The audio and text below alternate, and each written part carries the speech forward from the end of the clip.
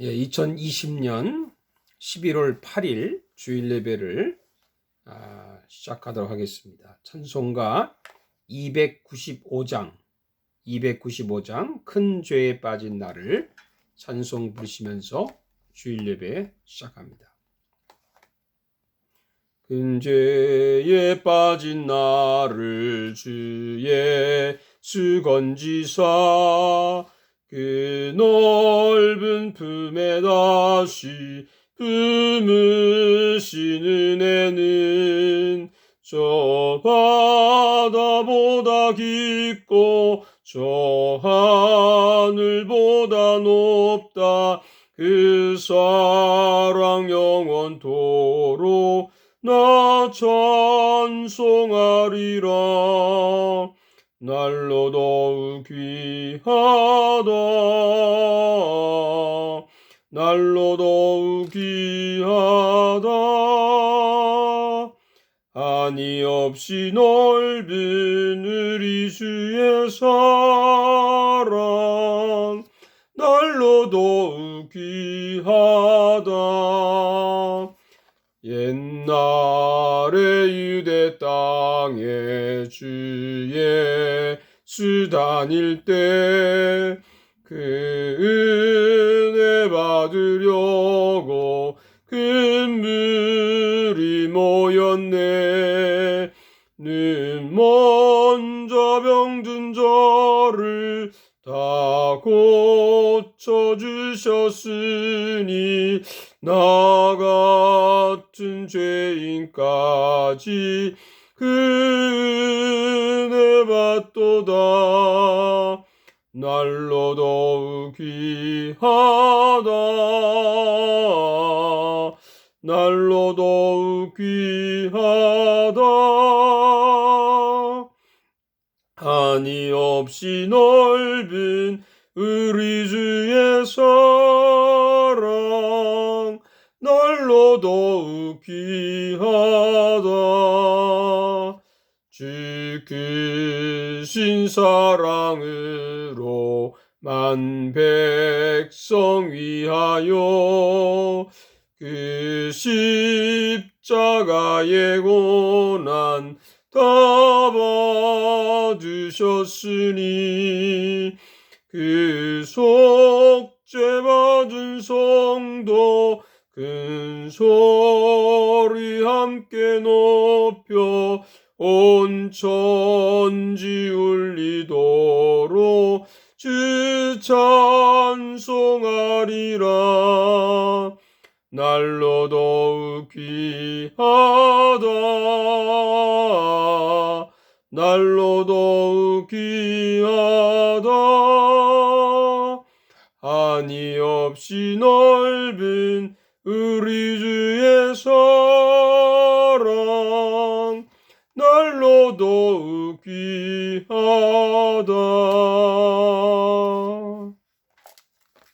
오늘 주신 하나님 말씀 같이 보겠습니다. 로마서 1장 18절에서 25절까지입니다. 신약성경 로마서 1장 18절에서 25절까지 제가 말씀 봉독할 때 여러분도 마음을 여시고 하나님의 음성을 들으시기 바랍니다. 하나님의 진노가 불의로 진리를 막는 사람들의 모든 경건하지 않음과 불의에 대하여 하늘로부터 나타나나니 이는 하나님을 알만한 것이 그들 속에 보임이라. 하나님께서 이를 그들에게 보이셨느니라. 창세로부터 그의 보이지 아니하는 것들 곧 그의 영원하신 능력과 신성이 그가 만드신 만물에 분명히 보여 알려졌나니 그러므로 그들이 핑계하지 못할지니라. 하나님을 알되 하나님을 영화롭게 또 아니하며 감사하지도 아니하고 오히려 그 생각이 허망하여지며 미련한 마음이 어두워졌나니 스스로 지혜 있다 하나 어리석게 되어 썩어지지 아니하는 하나님의 영광을 썩어질 사람과 새와 짐승과 기어다니는 동물 모양의 우상으로 바꾸었느니라. 그러므로 하나님께서 그들을 마음의 정욕대로 더러움에 내버려 두사 그들의 몸을 서로 욕되게 하게 하셨으니 이는 그들이 하나님의 진리를 거짓 것으로 바꾸어 피조물을 조물주보다 더 경배하고 섬김이라. 주는 곧 영원히 찬송할 이시로다. 아멘. 예, 오늘은 로마서 1장 18절에서 25절 본문을 가지고 오직 복음으로라는 제목으로 말씀을 나누겠습니다. 얼마 전에 제가 유튜브에서 우연히 30대, 40대 그 남녀 청장년층이라고 할까요? 이 사람들이 한 5명 되는 사람들이 토크쇼 같은 프로를 제가 한번 봤는데 좀 적지 않은 충격을 받았습니다. 그들은 나름대로 한국 사회에서 엘리트 그룹에 속하는 사람들이고 방송을 하는 사람들이니까 이름도 좀 알려진 사람들이었는데 그들 서로가 각자가 겪었던 그 운에 대한 이야기를 하면서 뭐 어디로 이사를 했더니 뭐 일이 잘 풀린다라는 말부터 시작해서 나중에는 부모님이 교회를 다니는데 점을 보고 와서 자기에게 점장의 말을 들으라고 한다는 등 뭐 제가 볼 때 그 한마디로 그들의 어떤 운세가 미신 같은 것에 매여 살고 있다고 하는 모습을 보면서 배울 만큼 배우고 인물도 괜찮은 사람들이 어떤 보이지 않는 힘에 묶여 살고 있구나 하는 것을 깨닫게 됐습니다. 근데 겉으로는 그냥 지성인인데 안으로는 미신을 신봉하는 사람들이라는 것이죠. 묘한 기분이 들면서 이것이 우리 현대인의 쌩얼, 요즘 말하는 쌩얼, 맨얼군이라고 생각이 하게 됐습니다. 이런 미신과 우상이 우리 사회에 깊은 영향을 미치고 있습니다. 여기에는 두 가지 이유가 있다고 생각합니다. 첫째는 복 또는 성공에 대한 갈망, 돈에 대한 욕심, 두 번째가 두려움입니다. 우상들이 대부분 기복과 흥망에 관련이 돼 있죠. 예를 들면 바알이라고 하는 신은 풍요와 폭풍우의 신입니다. 그냥 복을 주기도 하고 잘못하면 재앙을 내리는 그런 신이죠. 우리와 같은 우리도 이들과 다르지 않습니다. 우리도 같은 욕망과 두려움이 우리 안에도 있습니다. 이 사람들뿐만 아니라 우리는 잘 살고 잘 되고 싶은 그런 마음이 있는 겁니다. 그래서 미신이라는 것을 알면서도 믿고 싶은 것이죠.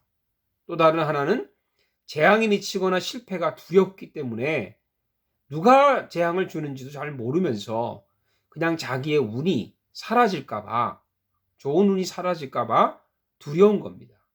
이대로 실패하면 어떻게 되나 하는 그런 두려움이 있다고 하는 것입니다. 이런 우상 숭배들이 우리 사회 전반에 깊이 침투해 있습니다. 그러면서 제가 성경을 보니까 성경 안에도 이런 것이 있습니다. 라헬이 아버지 라반의 드라빔을 훔쳤던 적이 있었는데 드라빔은 바로 우상이죠. 일종의 수호신입니다. 그럼 보세요. 라반은 아브라함의 동생 라헬의 손자이고 이삭의 아내 리브가의 오빠인데도 그럼 하나님을 다 아는 사람인데 하나님보다 드라빔을 더 믿었다는 거예요. 야곱이 고향으로 돌아가서 베델에 그 제단을 쌓으려고 한다고 하니까 사람들이요 가지고 있던 우상들을 내놓습니다. 창세기 35장 4절에 보면 그들이 자기 손에 있던 모든 이방 신상들과 자기 귀에 있는 귀걸이들을 야곱에게 주는지라 야곱이 그것들을 세겜 근처 상수리 나무 아래에 묻었다. 정말 놀랍게도 야곱의 가정, 이거 믿음의 가정이 야곱의 가정 안에도 우상이 남아 있었다는 거예요. 얼마나 그 우상의 뿌리가 깊은지 모릅니다. 그 하나님도 믿고 우상도 믿는 거예요. 양다리를 걸치는 겁니다. 모세가 십계명 받으러 시내산에 머무는 동안에 아론과 백성들은 기다리다 지쳐서 무엇을 했습니까? 금송아지를 만들고 우상 숭배를 하지 않습니까? 이런 아이러니가 어디 있습니까? 목사가 금식기도 하고 있는데 성도들은 자기 욕심만 차리는 이런 상황이 어떻게 이해가 될 수 있습니까? 그런데요, 저는 생각할 때 믿음이 성숙한다는 것이요, 무슨 단계가 있는 것이 아니라고 생각합니다. 무슨 초급반, 중급반, 고급반 이렇게 하면 완벽한 그리스도인이 됩니까? 뭐 되는 것도 있겠죠. 그러나 고급반에 가서도 우상 숭배에 빠지고 더러운 죄를 짓습니다. 신앙심이 깊다는 사람들이 어느 날 하나님을 배반하고 도대체 이해할 수 없는 죄를 저지릅니다. 그만큼 우상 숭배는 뿌리가 깊습니다. 사탄이 만만치 않았습니다. 신명기에 보면 모세가 백성들에게 여러 번 강조하는 말이 뭔가요? 가나안 땅에 들어가서 제발 우상 숭배에 빠지지 말라고 당부하고 있습니다. 모세는 이미 영적으로 예상하고 있었겠죠. 왜 모세가 그렇게 우상 숭배에 빠지지 말라고 경고했을까요? 광야에서 하나님의 기적들을 체험한 사람들입니다. 하나님을 몰라서 그렇습니까? 아닙니다. 하나님을 모르는 게 아니고 아는데도 빠지는 거예요. 21절에 보면 하나님을 알되 하나님을 영화롭게도 아니하며 감사하지도 아니하고 오히려 그 생각이 허망하여지며 미련한 마음이 어두워졌다. 그러니까 하나님을 알면서 하나님을 막습니다. 제가 열왕기 상하를 읽을 때 궁금한 점이 있었어요. 뭐냐면 남한국 왕들 중에 선한 왕들이 대표적으로 9명이 있는데 그 중에 3명이 좀 더 대표적이죠. 다윗과 히스기야, 요시야입니다. 가장 선한 왕이라고 뽑는데 그들의 아들들 솔로몬, 므낫세, 여호와하는 그 아버지 때보다 전보다 더 우상 숭배를 했다는 거예요. 이걸 어떻게 설명할 수 있습니까? 하나님을 알아도 빠진다는 거죠. 아버지의 믿음을 보면서도 빠지는 것이죠. 근데 한번 빠지면 더 빠집니다. 왜 그럴까요? 우상에 대한 매력이 있습니다. 제가 전에도 얘기했지만 죄에도 매력이 있어요. 매력이 없으면 죄에 빠지지 않습니다. 몰래 먹는 떡이 맛있다. 매력보다 더 중요한 건 마력이겠죠. 마력. 거기에 어떤 사단의 권세가 있습니다. 사단의 힘이 있습니다. 신명기 13장에 모세가 그랬죠. 예언자와 점치는 자들이 기적을 일으킨다. 그래도 믿지 마라. 개인적으로 13장에는 짐승이 죽었다가 다시 살아납니다. 생기를 불어넣어서 살아나고 부활의 기적이 일어납니다. 그리고 기적과 능력을 베풉니다. 조심해야 되죠. 우상에게는 매력이 있고 마력이 있습니다. 그래서 빠지는 거예요. 팀 켈러 목사는 우상이란 나쁜 것이 아니라 실상은 가질수록 더 좋은 것이라고 했습니다. 정확한 지적입니다. 그의 말 한번 인용해 보겠습니다. 가족과 아이들, 경력과 돈벌이, 성취감과 평론가들의 갈채, 체면 유지와 사회적 지위, 능력과 기술, 안전하고 평안한 환경, 아름다운 혹은 지능, 중대한 정치적 대의나 사회적 대의, 도덕성과 미덕, 심지어는 성공적인 기독교 선교 활동도 우상이 될 수 있다. 여러분, 팀 켈러는 우상을요 짝퉁 하나님이라고 불렀습니다. 오늘 23절에 보면 썩어지지 아니하는 하나님의 영광을 썩어질 사람과 새와 짐승과 기어다니는 동물 모양의 우상으로 바꿨다. 동물 모양의 우상으로 바꿨다.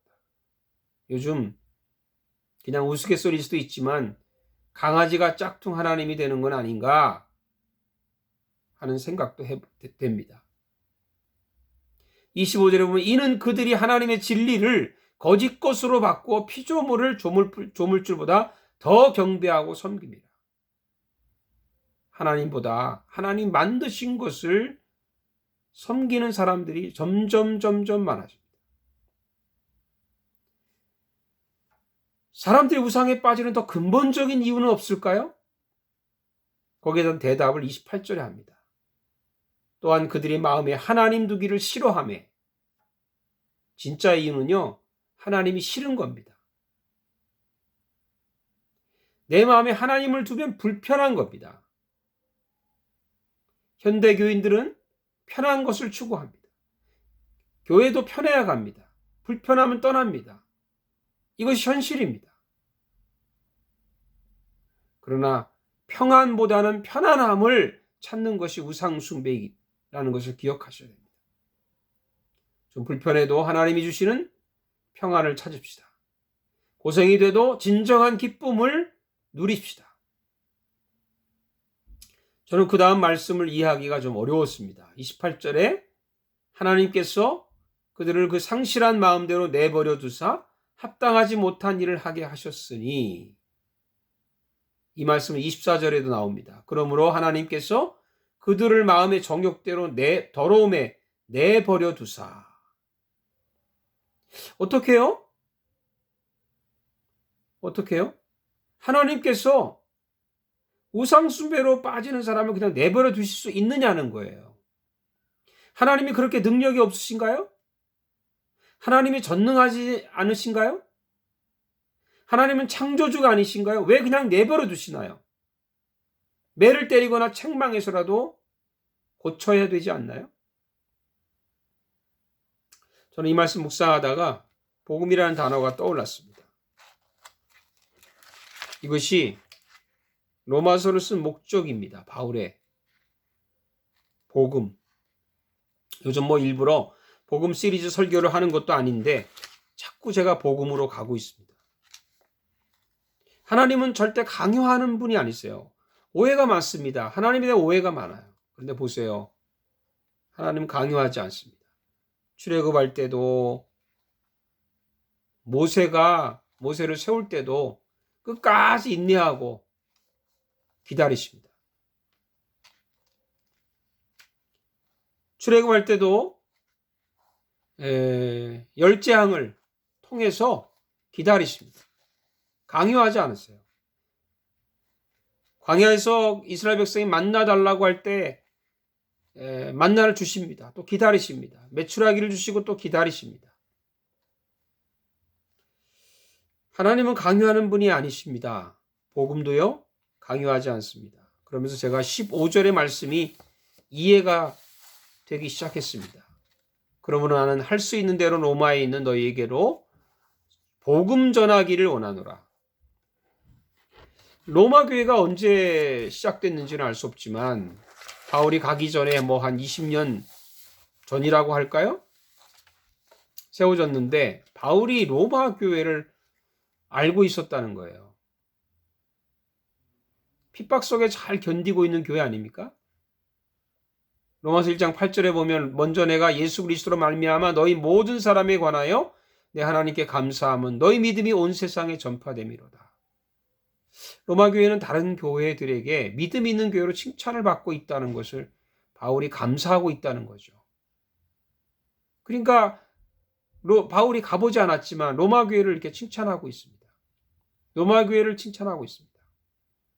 그런데도 불구하고 바울은 복음을 전해야겠다고 하는 거예요.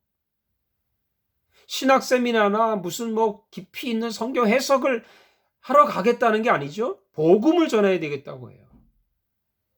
이미 복음을 받은 교회인데. 그래서 복음을 위해서 여러 번 길이 막혔고 내가 기어코 가서 복음을 전하고 싶어 합니다.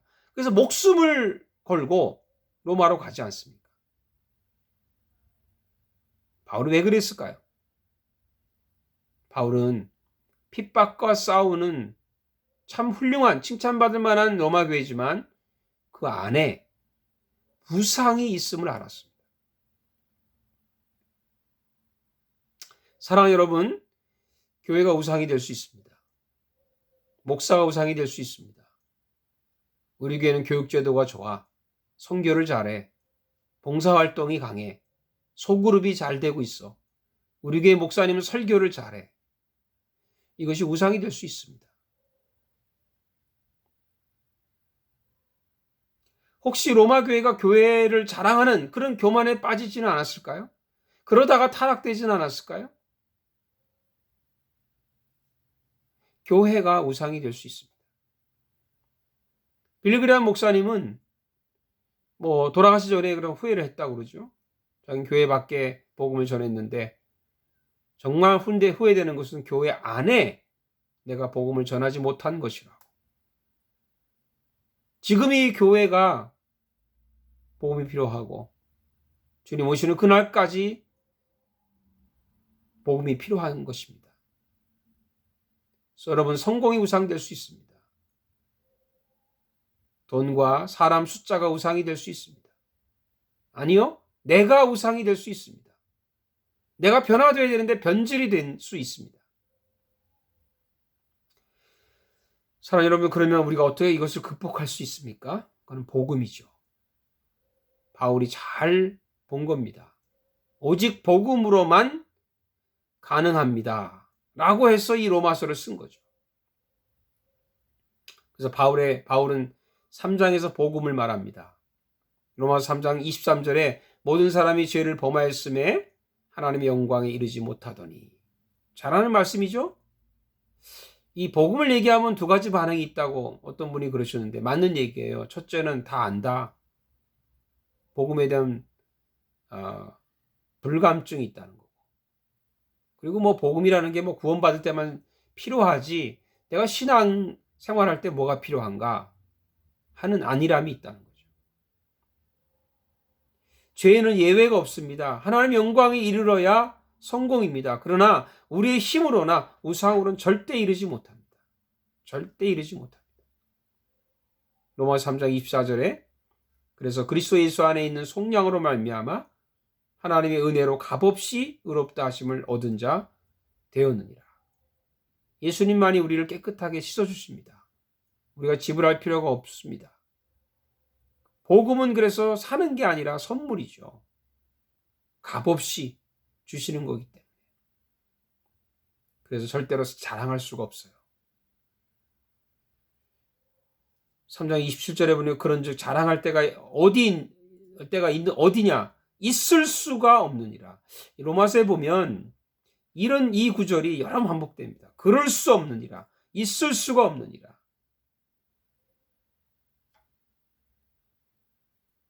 절대로 있을 수 없습니다. 자랑할 수 없습니다. 자랑한다면 그게 우상이죠. 요즘은 너무 자랑이 많습니다.